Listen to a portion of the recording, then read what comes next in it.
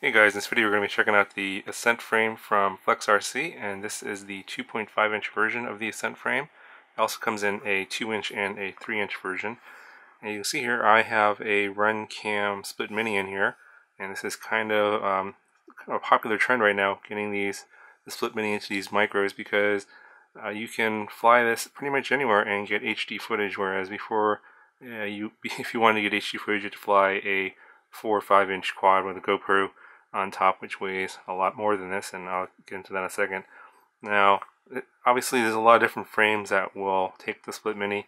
The Catalyst Machine Works Master Droner will also take the Split Mini. There's a few others out there. This is actually one of the first ones that I got in terms of frames that would take this, and actually got this frame specifically to put the Split Mini into. You can see here, this is a very tight build, and what makes this build possible in this limited amount of space is the HGLRC Zeus F4 all-in-one board. That's the board on the very bottom. And that's a 4-in-1 ESC plus an F4 flight controller in a single board. And I've done another build with it. It was the BRDM Quads Nemesis X. That had a very low profile sort of area to build in, and that was kind of necessary to get one of these. But if you want to use the Split Mini, you have to kind of go with this one, unless you have a frame, a little bigger frame that has more vertical space to put all your components. And because the reason is the Split Mini uses two boards to do all the camera processing, and that's the two boards on top of the Zeus right here. That's the Split Mini. That's where the ribbon cable attaches to the camera sensor and the lens housing. And then the last board on the top there is the HGLRC TX20 version 2. That's the video transmitter. It doesn't give you a whole lot of room left for the receiver. I was thinking maybe putting it in the back here, but I decided to put it in the front. And I did a little receiver mod to my receiver. I'm not going to cover it in this video. I'll have a separate video on that. But you can see not a whole lot of space to put your receiver. You could possibly put it behind the camera here. That's another spot. You could stick it on top of the video transmitter here somewhere. There's not a whole lot of places to attach it to in this particular minimalistic frame, or you can stick it in the back here. So if you want to build a micro, this is in this case a 2.5 inch micro with the Split Mini, you're gonna have to be creative in how to put this together. I've got a lot of experience building these guys and little micros, probably built about 100 of them, and I'd say unless you're an experienced builder and you know what you're doing, if you're a first-time builder, this is not a good choice to go with for a first-time build. I would suggest building at least 5 to 10 of these to get experience as to what kind of parts and things you need to build this, because I had to build this and tear it apart about 4 or 5 times to finally get all these components to fit the way I wanted to, without like having problems occurring. For example, I was originally trying to put the TX20 on top of the flight controller, and then put the Split Mini on top of that, but because of this little LED here that shows your bands and channels, that had too much height and couldn't give me enough space where I could fit the Split Mini underneath the top of the roll bar here. And even in this configuration here, you can see that I was not able to put the retaining nut on this screw here because there's no space, and I kind of jammed in the other screw on the other side here. It's actually touching the frame right there, which is not actually ideal, but I had really no choice. I had only 2 screws holding the video transmitter on.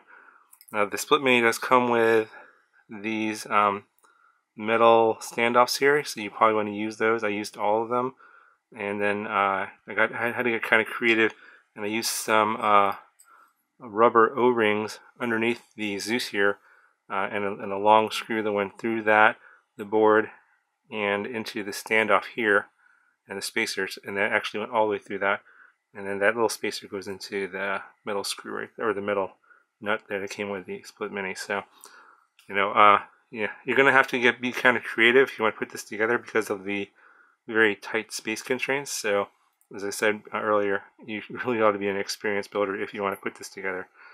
So again, got the Zeus F4 Split Mini TX20. Got a little micro receiver here. This happens to be a FlySky FSA-8S. You can use an XM Plus or XM receiver, some sort of micro receiver in this little space here. And then the motors I'm using are the Emax 1106 6000 kV motors, and I'm using the Gem Fan 2540 props. So that's pretty much the build. Not a whole lot to talk about here. Yeah, if you if you already kind of know what you're doing, putting this together is going to be challenging, but you'll probably be able to figure it out. You will have to sort of play around with the order of the boards and how you want to manage your space here. And you'll need extra screws and stuff like that that don't come with these parts. You should probably, if you're an experienced builder, you'll have a lot of extra screws and nuts and stuff kind of sitting around, so that shouldn't be an issue. But yeah, if you want a micro-sized HD recording FPV rig, this is the way to go. Split Mini with a, I would say, like at the smallest, a 2.5 inch micro or 3 inch micro. You could get a Split Mini into a 2-inch Ascent. I've seen people do that.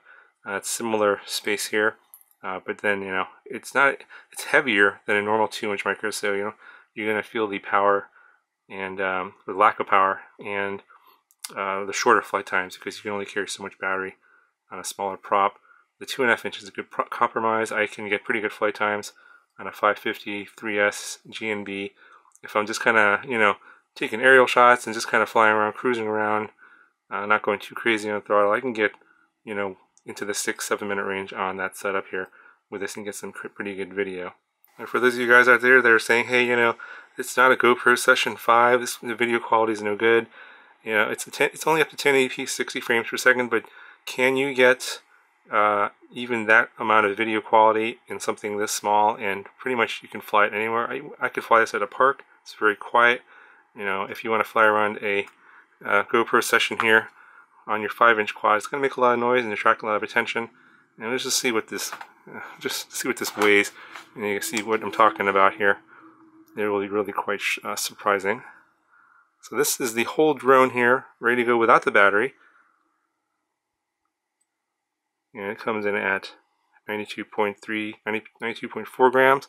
That's the whole drone, including the camera and everything. Here's a GoPro Session with a TPU mount that I typically use on a 5-inch drone. It weighs more. It's over 100 grams, 100.75 grams. So it just gives you a little perspective on what you're dealing with here. You're getting kind of, comparable video quality. It's obviously not GoPro quality, but it's how can you get even that kind of quality video in something this small? It's just pretty amazing that even building something this is possible. Yeah, sure, of course, it'd be nice to have GoPro quality in this small size, but you can't do that currently today. Anyway, I'll go ahead and show you some flight demo footage from the Split Mini. If you really want to see some raw footage, let me know in the comments below. If I have enough interest in that, I'll upload the raw footage somewhere.